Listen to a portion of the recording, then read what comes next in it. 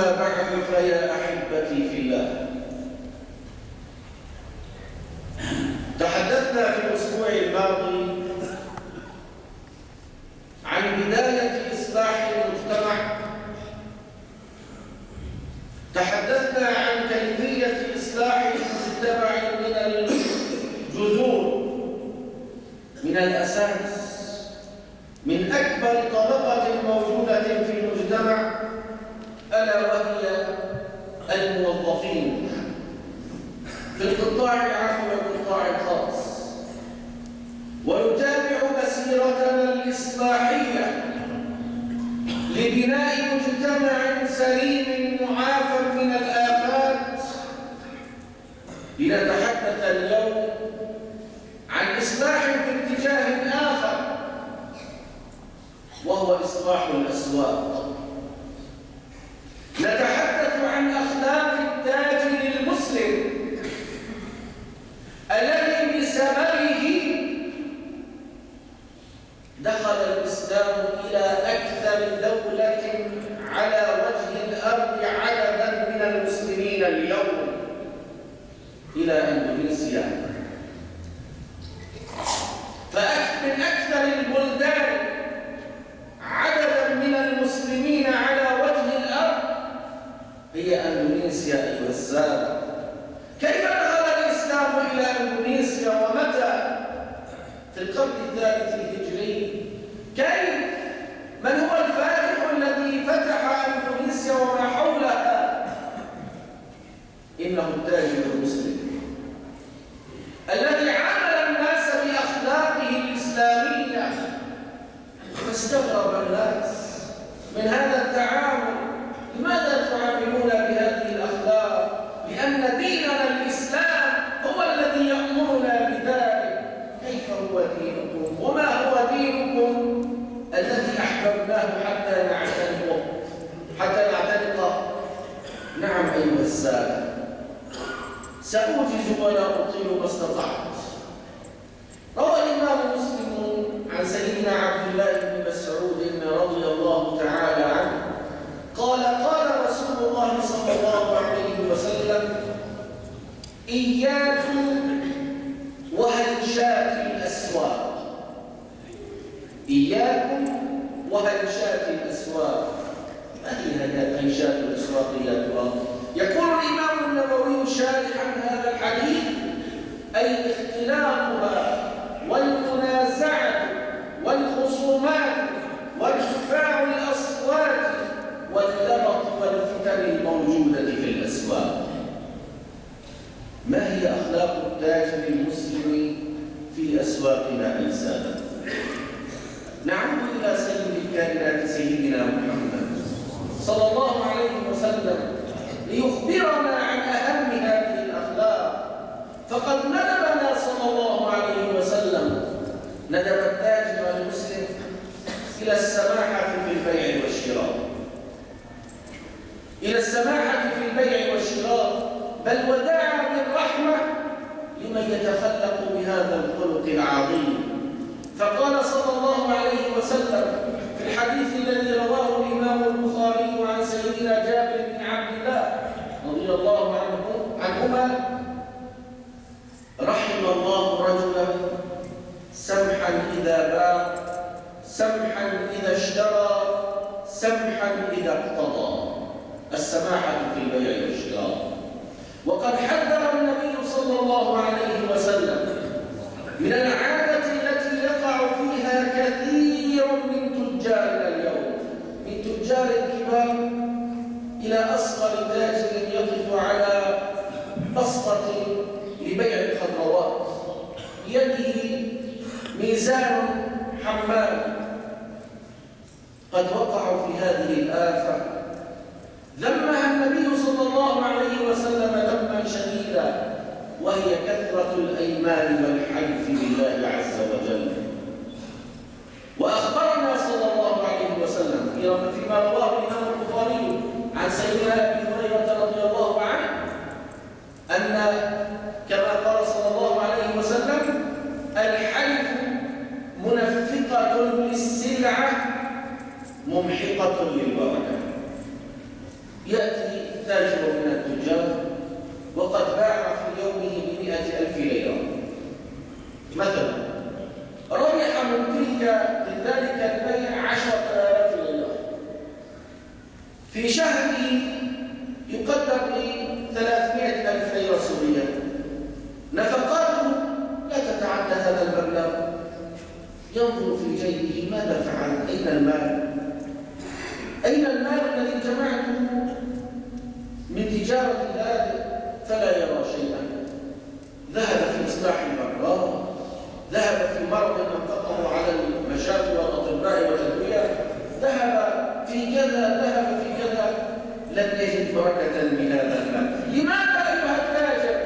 لأنه أكثر الحلف، فنفقت سلعته ولكن على حساب محق بركته. نعم أيها الإخوة، وقد حذر النبي صلى الله عليه وسلم أشد التحذير من هذه الصورة الكريهة ممن يستغلون اسم الجلالة، اسم الله عز وجل، بأبشع صور في الأسواق. فقال صلى الله عليه وسلم: 3 لا ينظر الله إليهم يوم القيامة ولا يزكيهم ولهم عذاب أليم. أشيط زاد، الأشيط هو الشارب، أشيط زاد، وعائل مستكبر. العائل هو الفقير، فقير ومتكبر، ربما يتكبر الغني بغناه بماله، صاحب السلطة بسلطته، أما فقير ومتكبر على ماذا كما يقولون. أشيط زاد وعائل متكبر، ورجل جعل الله بضاعته فلا يبيع إلا بيمينه ولا يشتري إلا بيمينه، فلا يشتري إلا بيمينه ولا يبيع إلا بيمينه، كما روى الإمام الطبراني. وقد حذرنا صلى الله عليه وسلم من الغش، فقد روى الإمام مسلم عن سيدنا أبي هريرة رضي الله عنه أن رسول الله صلى الله عليه وسلم مر على صبرة طعام، كيس من طعام، فأدخل يده بهذا الكيس، فأدخل يده فيها فنالت أصابعه بللا، فيها رطوبة. قال: ما هذا يا صاحب الطعام؟ قال: أصابته السماء يا رسول الله، نزل المطر عليه فأصابه الماء من السماء. فقال صلى الله عليه وسلم: أفلا جعلته فوق الطعام كي يراه الناس؟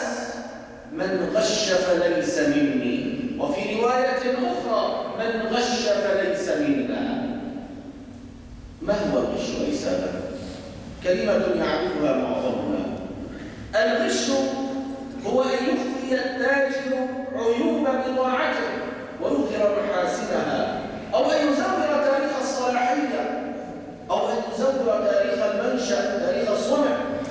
من أين هذه البضاعة؟ من اليابان كذا، وهي بضاعة صينية نصب عليها صنع في اليابان أو غير ذلك، أو أن يكذب في مواصفاتها وفي جودتها. والذين يطبقون العيوب، فلو نظرت إلى ما يفعل على سبيل المثال بالحصر المزارعون عندما يأتون إلى الأسواق بصناديق الفواكه والخضروات، قل في زمننا إن لم أقل أصبح نادرا أن تجد صندوق فاكهة، أن تجد التربيسة كما يقولون في الأسواق كما هي الطبقة الدنيا. فلو رفعت الطبقة العليا لوجدت ما هب ودب من الفاكهة الصغيرة، من الفاكهة الفاسدة. لماذا أيها المزارع؟ لماذا أيها التاجر؟ ألم تعلم بأن رزقك مكتوب، وأن هذا من الغش الذي يدخل المال الحرام إلى بالك؟ أيها الإخوة، إن الغش يعتبر كبيرة من الكبائر. إن الغش يعتبر كبيرة من الكبائر، بل وليس ذلك فحسب، بل إن هذه الكبيرة تجمع في طياتها في مضمونها عددا كبيرا من الكبائر، منها الكذب، الخيانة، الكذب والخيانة والتزوير وأكل الحرام. نعم أيها الإخوة، هذا هو الغش الذي استسهله كثير من الناس، كما حذرنا النبي صلى الله عليه وسلم من تطفيف الكيل والميزان. بل إن الله سبحانه وتعالى أنزل سورة في كتابه سماها سورة المطففين. بل وأكثر من ذلك، إن الله عز وجل أخبرنا عن أمة أهلكها الله عز وجل بسبب تطفيفها للكيل والميزان، أمة سيدنا شعيب عليه السلام، أصحاب مدين. نعم أيها الإخوة، فالله عز وجل يقول في كتابه: ويل للمطففين الذين إذا اكتالوا على الناس يستوفون وإذا كالوهم أو وزنوهم يخسرون ألا يظن أولئك أنهم مبعوثون ليوم عظيم. أكثر من ذلك، النبي صلى الله عليه وسلم أمر التاجر الذي ذهب ليشتري من عنده، أمره بأن يرجح الوزن للمشتري، فقال صلى الله عليه وسلم: زن وأرجح. أخلاق السوق كثيرة أيسابا، لا أريد أن أطيلها عليكم، فسوف أقسمها خطبتين إن شاء الله. أسأل الله عز وجل أن يصلح تجارنا، أن يصلح موظفينا، أن يصلح عمالنا، أن يصلح أئمتنا، أن يصلح قادتنا، أن يصلحنا ويصلح أزواجنا وأولادنا، وأن يجعلنا نواة صالحة يصلح بها المجتمع، إنه على كل شيء قدير. من عمل صالحا فلنفسه ومن أساء فعليها، ثم إلى ربكم ترجعون. أقول هذا القول وأستغفر.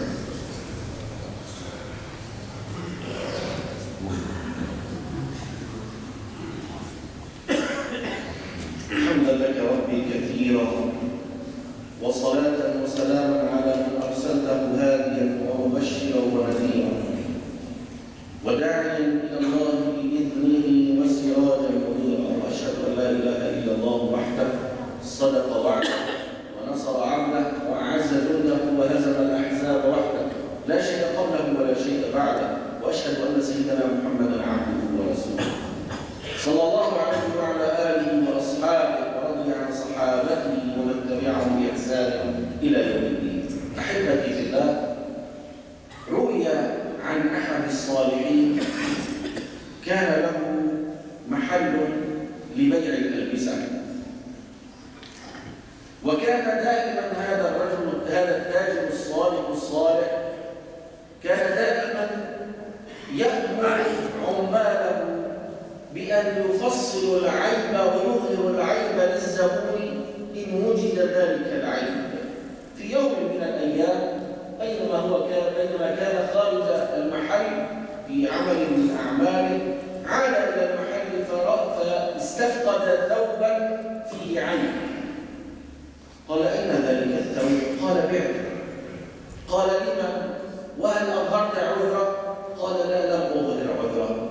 لما فعلت ذلك؟ قال: لأنني بعته لرجل يهودي، واليهودي ما لنا ومال، ليس له علينا أن نظهر له العيب. قال: بكم بعته؟ بكم بعته؟ قال: ب3,000 درهم.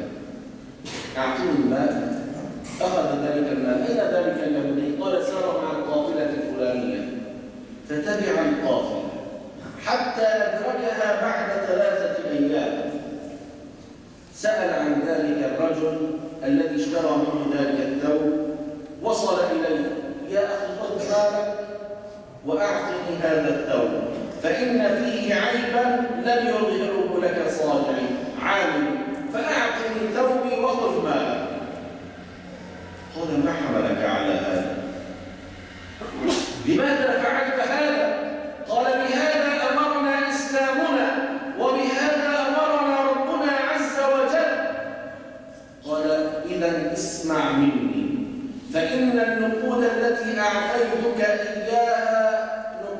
مغشوشة ليست حقيقية. وإني أزيدك على ذلك، خذ هذه النقود الأصلية وأعطني المغشوشة وقد رضيت بالثوب، وأزيدك فوق ذلك أن تسمع مني قول لا إله إلا الله محمد رسول الله. أسلم ذلك اليهودي بسبب فعل حصل من ذلك. ربما يطعن البعض بهذه القصة، ولكن مغزاها كبير أيها الإخوة، وهذه حقيقة حصلت كما قلت في أندونيسيا وفي غيرها من البلدان التي دخل الإسلام إليها. أبشرك أيها التاجر الصدوق ببشرى النبي صلى الله عليه وسلم، حيث يقول التاجر الصدوق الأمين مع النبيين والصديقين والشهداء. أبشر أيها التاجر الصدوق المسلم، فمكانك يوم القيامة بصدقك في تجارتك مع النبيين والصديقين والشهداء. نختصر ما قلناه في خطبتنا من أخلاق التاجر المسلم: الصدق والسماحة وعدم الغش والوفاء في الكيل والميزان. ونتابع في الأسبوع القادم إن أحيانا الله إلى قادم. اللهم صل وسلم وبارك على سيدنا محمد، طب القلوب ودوائها، وعافية الأبدان وشفائها، ونور البصائر والأبصار وبدائها، وروح الأرواح وحياتها. وارض اللهم عن الصحابة والتابعين ومن تبعهم بإحسان إلى يوم الدين. اللهم حبب إلينا الإيمان وزينه في قلوبنا، وكره إلينا الكفر والفسوق والعصيان واجعلنا من الراشدين. اللهم أرنا الحق حقا وارزقنا اتباعه وحببنا فيه، وأرنا الباطل باطلا وألهمنا اجتنابه وكرهنا فيه. اللهم إنا نسألك الهدى والتقى والعفاف والغنى. اللهم أصلح الراعي والرعية.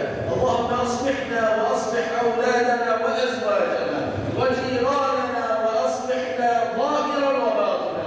أصلح لنا ديننا الذي هو عصمة أمرنا، وأصلح لنا دنيانا التي فيها معاشنا، وأصلح لنا آخرتنا التي إليها معادنا. واجعل الحياة زيادة لنا من كل خير، واجعل الممات راحة لنا من كل شر.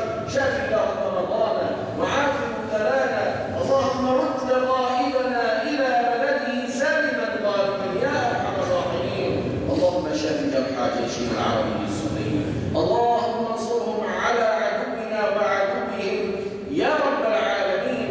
اللهم ردهم إلى أهاليهم سالمين غانمين. اللهم اشبع بطونهم، اللهم اكفئ أجسادهم. اللهم ازرع الرحمة، اللهم ازرع السكينة في قلوبهم، وأيدهم بمدد من عندك يا كريم يا جواد.